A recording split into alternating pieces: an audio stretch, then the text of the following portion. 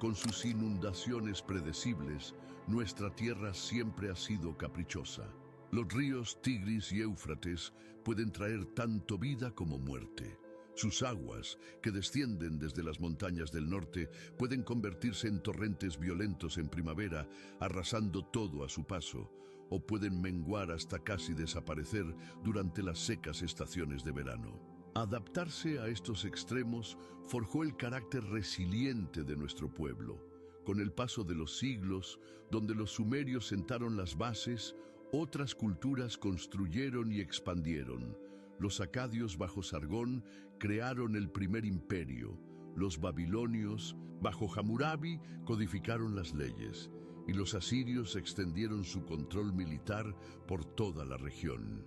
Cada una de estas civilizaciones añadió capas a nuestra historia compartida, pero todas enfrentaron el mismo desafío fundamental: cómo sobrevivir en una tierra donde la naturaleza podía ser tan generosa como cruel.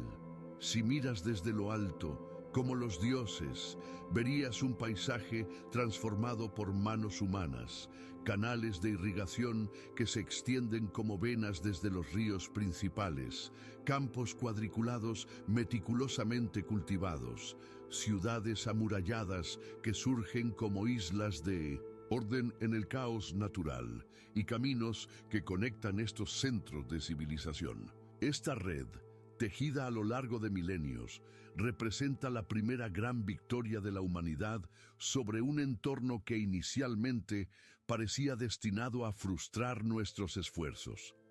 El sol apenas asoma por el horizonte cuando Enlil-nasir, maestro de canales, reúne a su equipo de trabajadores en las afueras de Nippur. El nivel del río ha bajado 3 dedos desde ayer, anuncia con preocupación en su voz. Necesitamos extender el canal norte otros 100 codos antes de que llegue el calor del verano. Los hombres asienten en silencio, conociendo bien las consecuencias del fracaso: campos secos, cosechas perdidas, hambre. El agua es la sangre vital de Mesopotamia. Sin ella, nuestras ciudades serían apenas pueblos de barro secándose bajo el sol implacable. Nuestros antepasados comprendieron esto desde el principio y desarrollaron el sistema de irrigación más sofisticado que el mundo había visto hasta entonces. Una compleja red de canales principales, secundarios y terciarios transportaba agua del río a cada parcela de tierra cultivable. Este sistema no era solo una maravilla técnica, era una hazaña social que requería coordinación, mantenimiento constante y un sistema de gobierno efectivo. Observo a Enlil-nasir trazar líneas en la tierra húmeda, calculando la pendiente necesaria para que el agua fluya suavemente. Los mesopotámicos no solo construyeron canales, inventaron herramientas esenciales como el shaduf, un sistema de contrapeso que permite elevar agua a niveles más altos, y la noria, que utiliza la corriente del río para elevar agua continuamente. Estas innovaciones multiplicaron la capacidad agrícola de nuestra tierra. El mantenimiento de este sistema hidráulico era una responsabilidad comunal.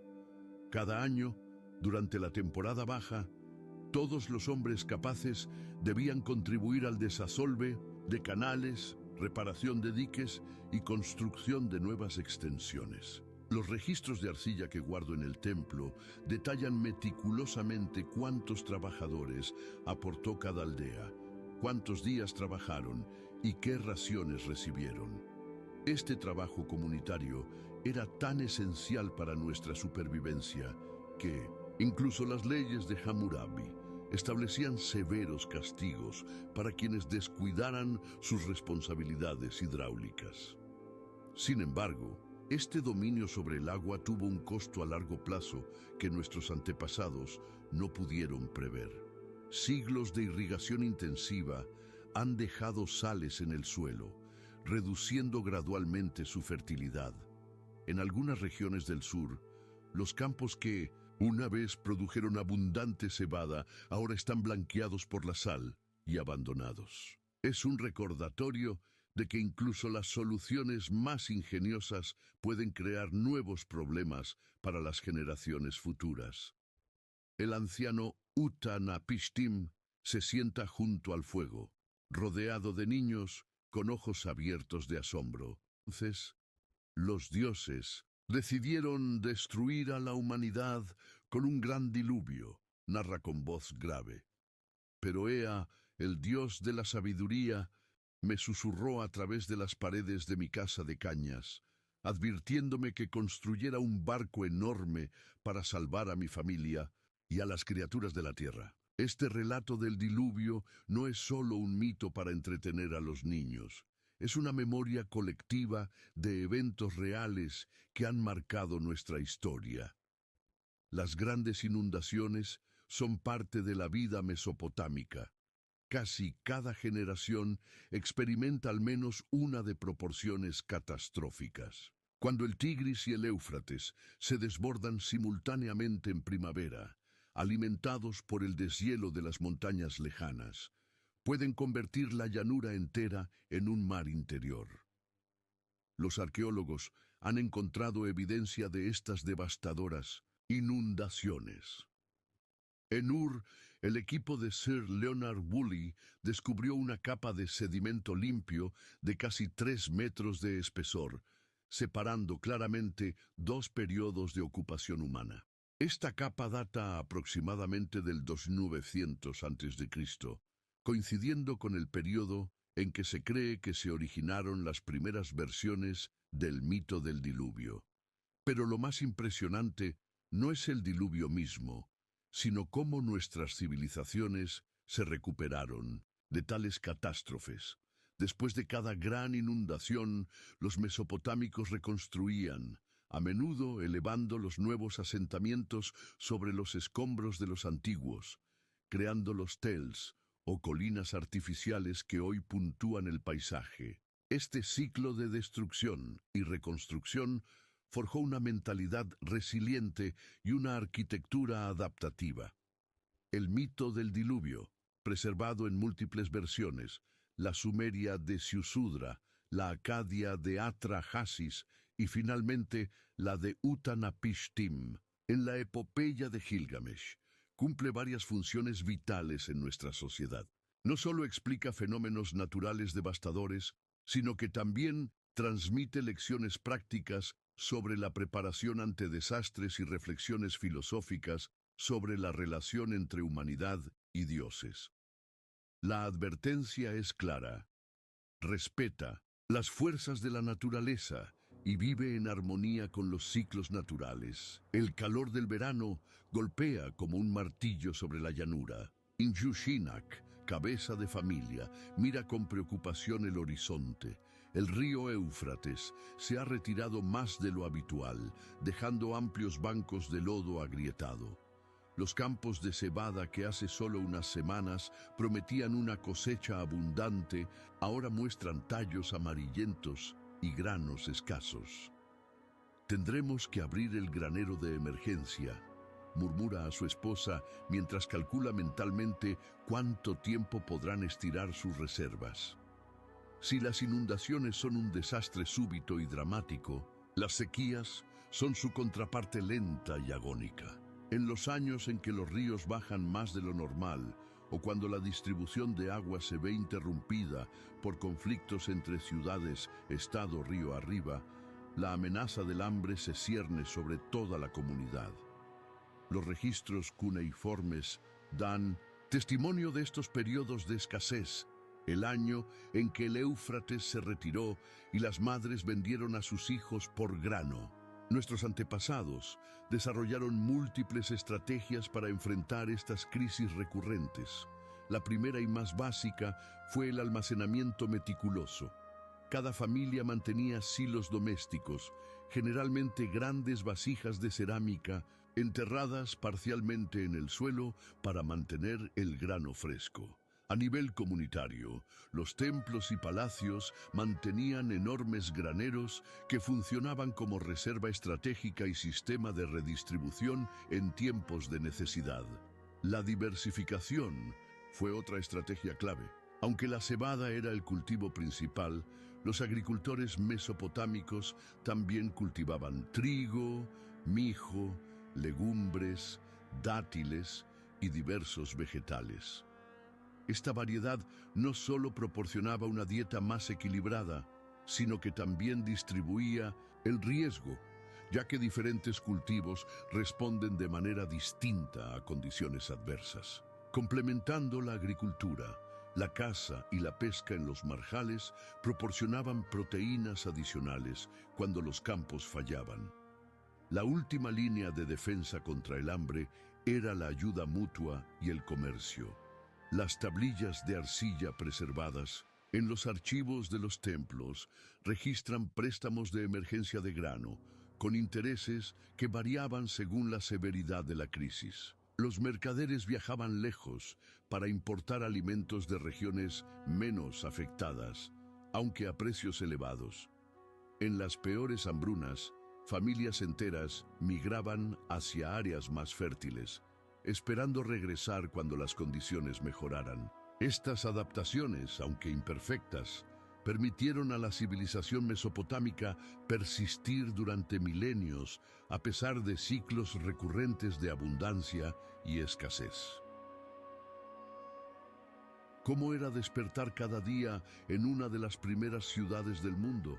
El sol apenas colorea el horizonte cuando ya las calles estrechas de Uruk comienzan a cobrar vida.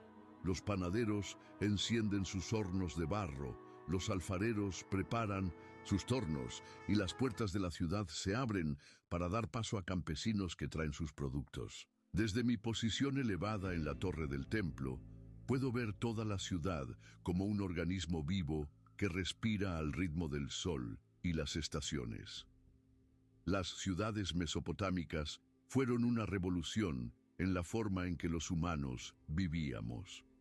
Por primera vez, miles de personas convivían en un espacio relativamente pequeño, protegido por imponentes murallas. Estas no eran simples agrupaciones de casas, sino ecosistemas sociales complejos, diseñados para maximizar la supervivencia colectiva. En el centro se alzaba siempre el Zigurat, una montaña artificial que conectaba la tierra con el cielo, hogar de los dioses y almacén de los excedentes agrícolas que sostenían, estaba estrictamente jerarquizada. En la cúspide, el rey, Lugal, o el sumo sacerdote, En, mediaba entre dioses y humanos, asegurando la protección divina a cambio de ofrendas y rituales. Bajo ellos, los escribas como yo, sacerdotes menores, soldados y administradores, formábamos la élite educada.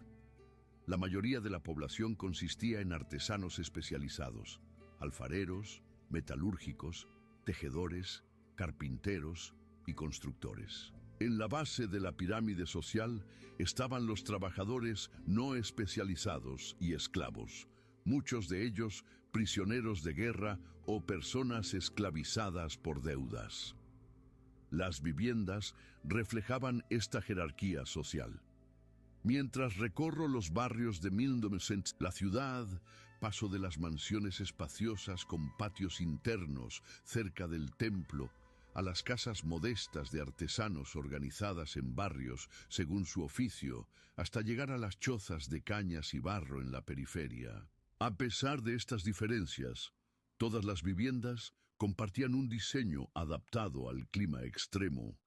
Paredes gruesas para aislar del calor, techos planos para dormir en las noches calurosas y habitaciones organizadas alrededor de un patio central que proporcionaba luz y ventilación. La ciudad no era solo un lugar para vivir, sino un sistema de supervivencia en sí mismo. Los graneros públicos servían como seguro contra hambrunas.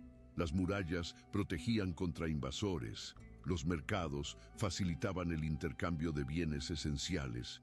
Y los templos coordinaban grandes proyectos como canales de irrigación o la construcción de edificios públicos.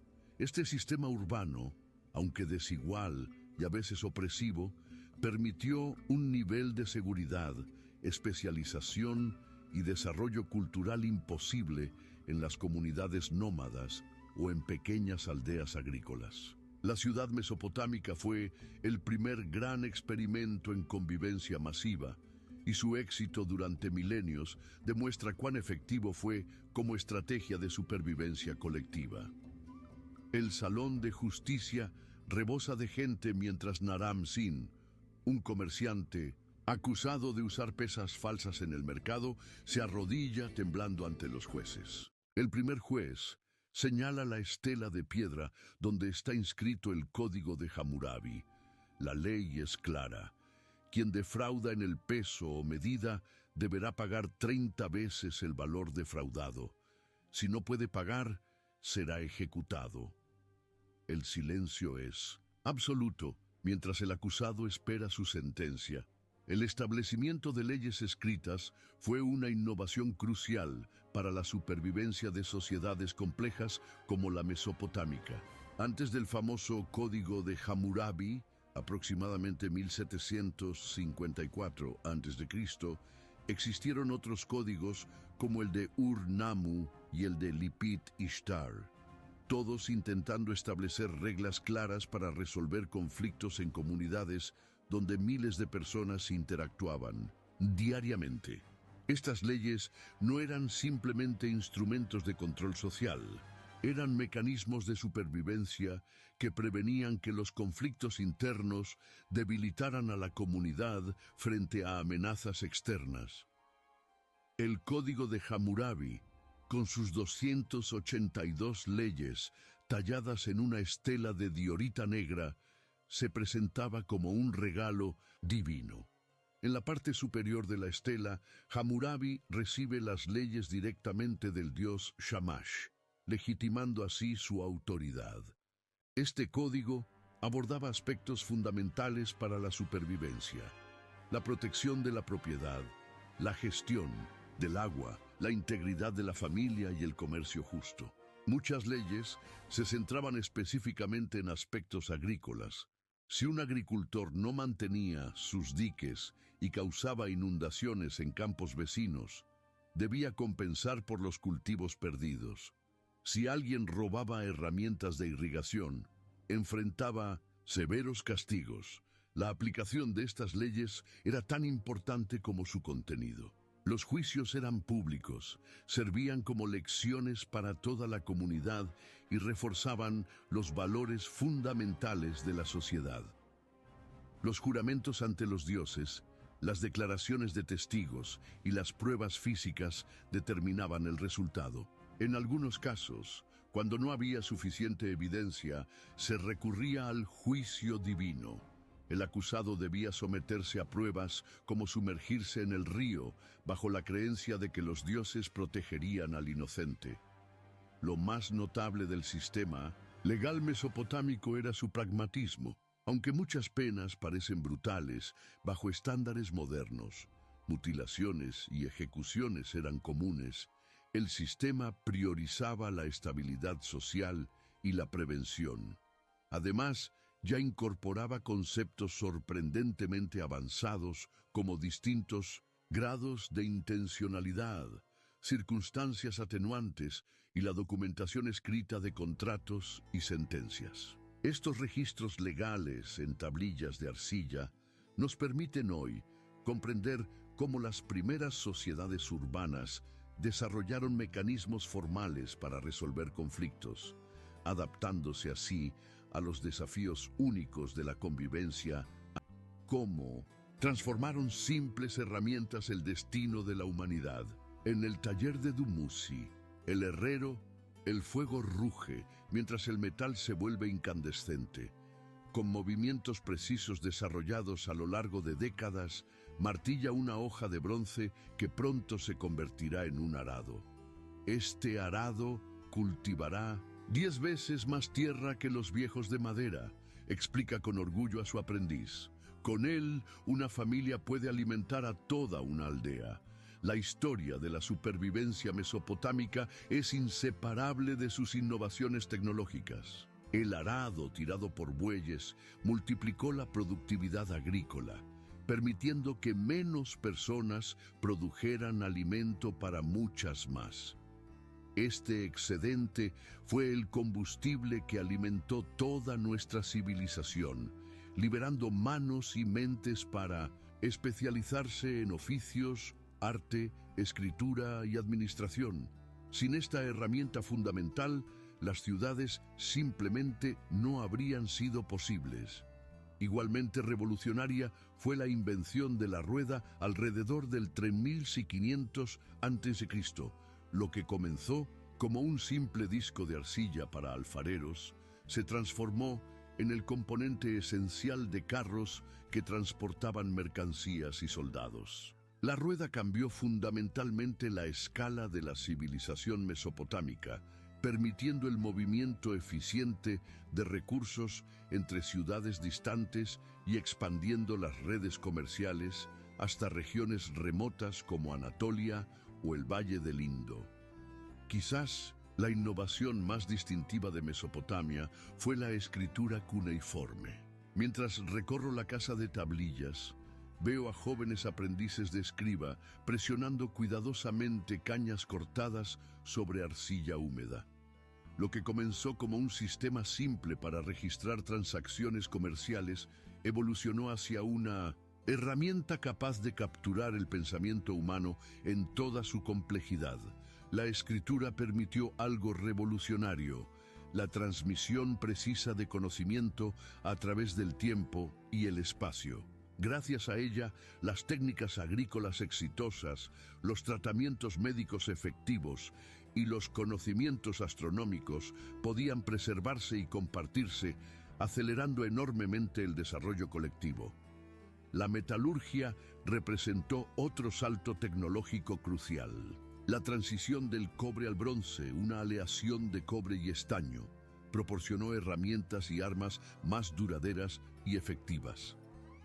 La búsqueda de metales fomentó extensas redes comerciales, ya que estaño y cobre rara vez se encontraban en las mismas regiones. Estas redes no solo intercambiaban materiales, sino también ideas y técnicas, creando un efecto multiplicador en la innovación. El dominio mesopotámico de la metalurgia proporcionó ventajas decisivas tanto en la producción agrícola como en los conflictos militares, asegurando la supervivencia de sus ciudades-estado en un entorno frecuentemente hostil. El amanecer encuentra a Geme Inanna ya trabajando en el patio de su casa, moliendo grano para el pan diario mientras supervisa a sus hijos menores. Su hija mayor aprende a tejer bajo la guía de su abuela, preparándose para contribuir al taller textil familiar. Cuando termine este lote de tela, explica Geme Inanna, lo llevaré al templo para intercambiarlo por aceite y cebada. El mes que viene debemos enviar la contribución para la dote de tu hermana. La familia era la unidad básica de supervivencia en la sociedad mesopotámica, y dentro de esta estructura las mujeres desempeñaban roles esenciales, aunque frecuentemente invisibilizados en los registros oficiales. Las responsabilidades femeninas abarcaban no solo la crianza de los hijos, sino también la producción de alimentos básicos, pan y cerveza, textiles y en muchos casos pequeños comercios. Las tablillas cuneiformes revelan que algunas mujeres administraban negocios, especialmente cervecerías y tabernas, o trabajaban como parteras, curanderas y sacerdotisas. El matrimonio en Mesopotamia era primordialmente una alianza económica entre familias. Los contratos matrimoniales detallaban meticulosamente las contribuciones de ambas familias, los derechos de la esposa y las condiciones para la disolución del matrimonio. La dote que la novia aportaba permanecía como su propiedad y servía como seguro económico para ella y sus hijos en caso de viudez o divorcio. Aunque la sociedad era patriarcal, con el marido como cabeza legal de la familia, las mujeres mesopotámicas gozaban de derechos significativos, podían poseer propiedades, testificar en cortes, iniciar divorcios en casos de negligencia o crueldad, y en algunos casos heredar de sus padres. La posición social de las mujeres variaba dramáticamente según su clase. Las mujeres de la élite, como sacerdotisas o esposas de gobernantes, podían ejercer considerable influencia e incluso autoridad formal. La sacerdotisa Enheduanna, hija del rey Sargón de Akkad, es reconocida como la primera autora identificada de la historia, componiendo himnos religiosos de gran sofisticación literaria. En contraste, las mujeres de clases bajas o esclavas tenían opciones mucho más limitadas y estaban sujetas a mayores abusos. La reproducción era fundamental en una sociedad donde la alta mortalidad infantil amenazaba la continuidad familiar. Las madres típicamente daban a luz entre 6 y 10 veces durante su vida, aunque pocos niños sobrevivían hasta la adultez. Esta realidad influyó profundamente en las prácticas sociales, incluida la adopción, que era común y estaba regulada por leyes específicas. Los niños comenzaban a contribuir a la economía familiar desde temprana edad, aprendiendo oficios específicos según su género. Los niños varones a menudo seguían la profesión paterna, mientras las niñas aprendían habilidades domésticas y productivas como la textilería o la elaboración de cerveza. Las tablillas de arcilla nos muestran que, a pesar de las rígidas estructuras sociales, la realidad cotidiana de las familias mesopotámicas estaba llena de los mismos afectos, conflictos y adaptaciones que caracterizan a las familias de todas las épocas. Cartas personales revelan preocupaciones por la salud, de familiares distantes, celebraciones por nacimientos y lamentos por pérdidas. Esta dimensión emocional de la familia complementaba su función económica y social, creando redes de apoyo mutuo que aumentaban significativamente las probabilidades de supervivencia individual en un mundo frecuentemente impredecible y peligroso. ¿Cómo podían los antiguos mesopotámicos sobrevivir en una tierra donde los ríos que daban vida también podían traer destrucción en un instante? La respuesta estaba en gran parte en su profunda conexión con lo divino. El sol comenzaba a descender sobre Uruk cuando Shamash, nuestro escriba, se dirigía hacia el gran Sigurat. Las calles bullían con actividad mientras la gente se preparaba para el festival de Akitu, la celebración del Año Nuevo que coincidía con la temporada de siembra. No era solo una fiesta, sino un ritual vital que aseguraba la supervivencia de todos. Shamash observaba cómo las familias traían ofrendas al templo, cestas de grano, jarras de cerveza, pequeños animales para el sacrificio. Cada ofrenda era un pacto con los dioses, una promesa de lealtad a cambio de protección. En lo alto del templo, el sumo sacerdote de Enlil, dios del aire y las tormentas, dirigía la ceremonia. Su voz resonaba mientras recitaba antiguas plegarias, pidiendo lluvias moderadas y cosechas abundantes. Los sacerdotes menores se movían en procesión, portando símbolos sagrados. La azada de oro de Ninurta, dios de la agricultura, y el vaso de agua cristalina de Enki, señor de las aguas subterráneas. Para los mesopotámicos, estos no eran meros símbolos, sino manifestaciones tangibles del poder divino que controlaba su existencia. El año pasado, cuando las aguas del Éufrates no subieron lo suficiente, muchos cuestionaron a los sacerdotes, susurró un anciano a Shamash. Pero luego el sumo sacerdote consultó los presagios, ordenó los rituales apropiados y las aguas finalmente llegaron. Los templos no son solo casas de oración, muchacho, son el centro mismo de nuestra supervivencia. Shamash sabía que esto era cierto. Los templos no solo servían como intermediarios entre los mortales y lo divino, sino que funcionaban como grandes centros económicos. Sus enormes graneros almacenaban parte de cada cosecha como ofrenda, pero estos alimentos no permanecían ociosos. En tiempos de escasez, los mismos templos redistribuían los alimentos entre los necesitados. Los sacerdotes no solo interpretaban la voluntad de los dioses, eran administradores, contadores y proveedores. Las tablillas cuneiformes que Shamash y otros escribas producían diariamente registraban tanto plegarias como inventarios de grano, tanto presagios divinos como registros de distribución de alimentos. Mientras la noche caía y las antorchas iluminaban el sigurat, Shamash comprendió la genialidad del sistema. En una tierra donde la supervivencia nunca estaba garantizada, los mesopotámicos habían creado una estructura donde lo sagrado y lo práctico se entrelazaban perfectamente. Los dioses que controlaban las fuerzas naturales eran adorados, pero también se había desarrollado un sistema administrativo eficiente bajo su amparo. La religión no era solo una cuestión de fe, sino el pegamento que mantenía unida a la sociedad, conectando el cielo con la tierra y asegurando que incluso en los tiempos más difíciles siempre habría un camino hacia la supervivencia.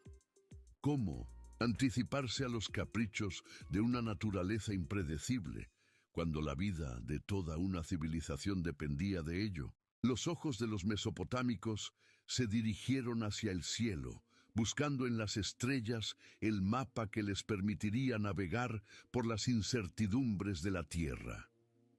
La noche era clara y fresca cuando Shamash subió a la terraza superior del templo. Allí encontró a Enupabilsag, el anciano sacerdote astrónomo, con sus ojos fijos en el horizonte oriental. «Esta noche aparecerá la constelación de Taurus», murmuró el anciano sin apartar la vista del cielo. Cuando el toro celestial se muestra completo en el cielo, las aguas comenzarán a subir en 15 días. Es el momento de reforzar los diques y preparar los campos. Durante siglos, los mesopotámicos habían observado patrones en el movimiento de los astros y habían correlacionado estos eventos celestes con cambios en la tierra. No era magia ni superstición, sino ciencia naciente. Shamash había visto las tablillas más antiguas del templo, donde generaciones de observadores habían registrado meticulosamente cada aparición de Venus, cada eclipse lunar, cada cambio en la posición de las estrellas fijas. Estos registros se habían convertido en la base de un complejo sistema de predicción que era tan valioso como el oro. «El calendario es nuestro mayor tesoro», explicó Enupabilsag, mientras señalaba diferentes grupos de estrellas. «Sin él, plantaríamos en el momento equivocado. No estaríamos preparados para las inundaciones y nuestros barcos comerciales zarparían hacia la destrucción. El calendario mesopotámico, basado en ciclos lunares, pero ajustado a través de intercalaciones para seguir el año solar, permitía a los agricultores sincronizar sus actividades con los ritmos naturales del Tigris y el Éufrates». Shamash observó cómo el anciano hacía anotaciones en una tablilla de arcilla fresca, registrando la posición exacta de varios cuerpos celestes. Estas observaciones se compararían con registros anteriores y se utilizarían para refinar las predicciones. «La gran inundación que destruyó 3 ciudades hace 2 generaciones podría haberse evitado», susurró el anciano. Las señales estaban allí en el cielo, pero pocos sabían interpretarlas entonces. Ahora sabemos más, y ese conocimiento salva vidas. El verdadero poder de la astronomía mesopotámica radicaba en su practicidad. Mientras otras culturas también observaban las estrellas, los mesopotámicos habían llevado esta práctica a un nivel de precisión asombroso, desarrollando incluso instrumentos para medir ángulos y distancias celestes. No se trataba solo de predecir el futuro en términos vagos, sino de anticipar con exactitud cuándo llegarían las lluvias, cuándo crecerían los ríos y cuándo sería seguro viajar. En una civilización donde la diferencia entre la abundancia y la hambruna podía depender de unos pocos días, este conocimiento no era un lujo académico, sino una herramienta esencial para la supervivencia colectiva. ¿Qué significa ser mortal en un mundo donde la muerte puede llegar con cada inundación, cada sequía, cada invasión?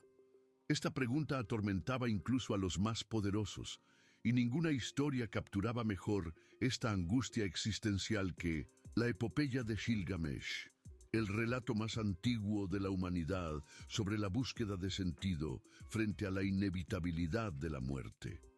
El fuego crepitaba en el centro de la plaza, mientras el narrador, un anciano de voz profunda, captaba la atención de todos los presentes. Shamash se sentó entre la multitud, aunque conocía cada palabra de la historia que estaba a punto de escuchar. Era la historia de Gilgamesh, el rey que había gobernado Uruk siglos atrás, un hombre 2/3 dios y 1/3 humano, cuya fuerza era legendaria, pero cuyo mayor enemigo resultó ser su propia mortalidad. Gilgamesh construyó nuestras murallas, altas como montañas, declamaba el narrador, señalando las imponentes fortificaciones que rodeaban la ciudad. Dominó a las bestias salvajes y desafió a los dioses, pero fue solo cuando encontró a Sinto, Enkidu, formado del barro y la saliva divina, cuando encontró un igual, un amigo. Shamash observaba cómo los niños se inclinaban hacia adelante absortos en la historia de esta amistad legendaria entre el rey civilizado y el hombre salvaje, una metáfora del equilibrio entre la naturaleza y la cultura que había permitido. La voz del narrador se volvió sombría al relatar la muerte de Enkidu, castigado por los dioses, y Gilgamesh lloró por 7 días y 7 noches, hasta que los gusanos comenzaron a caer de la nariz de su amigo. Un escalofrío recorrió a la audiencia. Todos conocían lo que seguía, la desesperada búsqueda de Gilgamesh para escapar del destino que había consumido a su amigo. Su viaje hacia los confines del mundo para encontrar a Utnapishtim, el único hombre al que los dioses habían concedido la inmortalidad después de sobrevivir al gran diluvio. Utnapishtim le dijo a Gilgamesh: la vida que buscas nunca la encontrarás. Cuando los dioses crearon al hombre, le asignaron la muerte, pero la vida se la quedaron para sí mismos, continuó el narrador, mientras el fuego proyectaba sombras danzantes sobre los rostros atentos. La historia avanzó hacia el momento en que Utnapishtim desafió a Gilgamesh a permanecer despierto durante 6 días y 7 noches para probar que era digno de la inmortalidad, una prueba que el exhausto rey falló casi inmediatamente. Para Shamash, como para todos los mesopotámicos, la lección era clara y poderosa. Incluso el más grande de los reyes debía aceptar los límites de la condición humana. La verdadera inmortalidad no estaba en desafiar la muerte, sino en construir algo que perdurase más allá de ella. Murallas, templos, jardines, conocimiento. Cuando Gilgamesh regresó a Uruk después de su fallida búsqueda, miró las murallas que había construido y encontró paz en ese legado tangible. La epopeya de Gilgamesh no era solo un entretenimiento, era una profunda reflexión sobre la aceptación de los ciclos naturales y la búsqueda de significado dentro de los límites de la existencia mortal. En una tierra donde la supervivencia nunca estaba garantizada, donde las inundaciones podían arrasar ciudades y las sequías podían diezmar poblaciones, este relato ofrecía una sabiduría esencial. La verdadera fortaleza no estaba en escapar de la fragilidad humana, sino en aceptarla y, a pesar de ella, crear civilización. ¿Qué queda de una civilización después de que sus ciudades se convierten en polvo y sus dioses son olvidados? ¿Qué hilos invisibles conectan las estrategias de supervivencia de los antiguos mesopotámicos con nuestros propios desafíos contemporáneos? Shamash caminaba entre las ruinas de lo que alguna vez había sido un canal de irrigación, ahora seco y parcialmente enterrado bajo la arena del desierto. A su alrededor, arqueólogos de tierras lejanas medían, fotografiaban y catalogaban cada fragmento de ladrillo, cada trozo de cerámica. «Es asombroso», comentó una joven arqueóloga, mientras mostraba a Shamash una tablilla cuneiforme recién desenterrada. Después de más de 4000 años, podemos leer sus palabras, entender sus preocupaciones, reconstruir sus vidas.